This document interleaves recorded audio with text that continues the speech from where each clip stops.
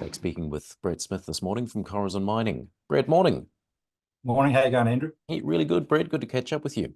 Look, some news on Mt Gilmore this morning. This large copper gold target you've identified, you've called it May Queen. It's a significant anomaly. Tell us a bit more about it, how it came about.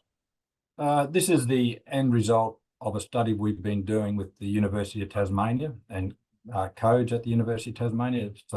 It's new, I guess, technology, new information on mineral vectoring that's been developed at the university with the investment of major exploration and mining companies. We've had the opportunity to use it. Mt Gilmore's quite a difficult project for us because it's so large. We've got about a 20-kilometre strike of high-grade copper, gold, silver, cobalt, all on surface, spread out over the 20 kilometres. So it's a difficult project for us to define where to drill, and without drilling a lot of holes. So this provides us an opportunity to really try to focus in on where we think, or where they think, that the centre for this system should be. And we brought it down to from 20-kilometre strike target down to 2 kilometres. It's still quite a large target, but it's allowed us to look at that area and say, okay, what can we do in this area to really test, I guess, the veracity of the system, see what's there. And so you've kicked off some drill planning now for May Queen, have you? Yeah, I guess the initial thing is, I mean, this is all farms, stations, cattle stations and things like cattle properties. So the initial thing is to go and talk to the landowners.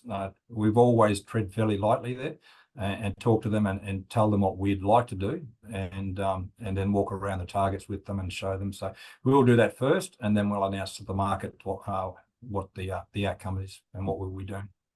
And meanwhile, exploration's also ramping up, Brett, at Lin Lake, drilling underway on a number of these high-priority nickel sulfide targets. Tell us a bit about this program. Yeah, these are anomalies generated last year using innovative geophysics, ground MT, Magnetotellurics, and 3D IP. And we've generated some targets. We managed to drill one of them in, I guess, summer last year because it was pretty close to the road, and that hit nickel sulfide. So we thought now's the time to really test some of these bigger targets. And so we're doing 2 holes. It's quite a large target area. It's about 500 kilometres in strike. So we're drilling 2 holes to test different components of the anomaly. And it's critical we do it now because it's the cheapest time to explore. The results of this drilling will really dictate our strategy going forward with respect to exploration at Lin Lake and within our other projects as well. And look, interestingly, you've recently divested the lithium rights at Miriam. So why the particular focus on nickel for Corazon? It's a tough decision. Corazon is a nickel exploration company and a development company. Now we're looking at developing Lin Lake.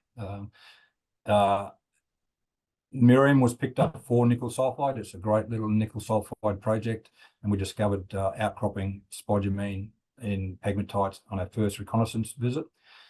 The downturn in the lithium sentiment, I guess, market sentiment and the hype has allowed us to really look at that target and say, okay, if we tested it, what would we get? What's the market's reaction? And also on the backdrop of this, despite what we found, there needs to be a consolidation of assets in that area to create a spodumene hub or lithium hub in that area. So our most logical partners were Future Battery Minerals, which are just to the south of us. We could look at their work, see what they've discovered and identified, and apply that to what we're looking at. And so we viewed it, it's quite a good deal for us. It's 2 million upfront, cash and shares, and then if all the hurdles are reached, the total value would be about $9.5 million. So if we only get 2 million out of it and there's nothing there, we've made a really wise decision in divesting the lithium rights. We're still keeping the nickel and precious metal rights. If we get 9.5 million value out of it, it's also good because we've got a 15% pre-carried interest up until a positive definitive feasibility study, and we've got a bag full of shares in Future Battery Minerals. So looking ahead, Brett, 2024, what's the ambition for Corazon? What's your news flow looking like over, say, the next 3-6 months? Yeah, so it's a bit of a change for the company at the moment in that the results of this drilling at Lin Lake will help us decide where we're going and what we're doing. Behind all this is that still those studies we're doing at Lin Lake. I mean, you talk about nickel and lithium, but we're a believer in nickel in the longer term. The nickel price where it is now, good nickel sulfide projects should be making money. Those mines that closed in Australia, they were they were running about $10 or $12 US per pound as far as cost goes. That's way too much. The nickel laterites, they produce about $6 or $7 US per pound for nickel, and so a good long-term nickel sulfide project needs to be less than that. So that's where we see Lin Lake. That's where we want to position Lin Lake. But really, in the shorter term, as far as exploration goes, we've got 3 very good projects. Miriam, I guess the smallest. Mt Gilmore, the biggest unknown. What is there? And the university identified the potential for giant porphyry copper deposits, not small, so that's quite significant and it's worth a test. And we've got, of course, Lin Lake. So doing this work at Lin Lake at the moment allows us to rank those projects as exploration plays, and then we can work about strategies for testing them. And that'll come out in the next month or so. Well, as you spell out, 3 good projects, plenty of upside opportunity. With a market cap sitting around $7 million, Brett, you'd argue you're cheap. How would you summarize the investment case? I guess opportunity, but also a good foundation. Now we believe that the Lin Lake has an OPEX less than $5 US a pound. That's what we believe, and that's been the target since we've started.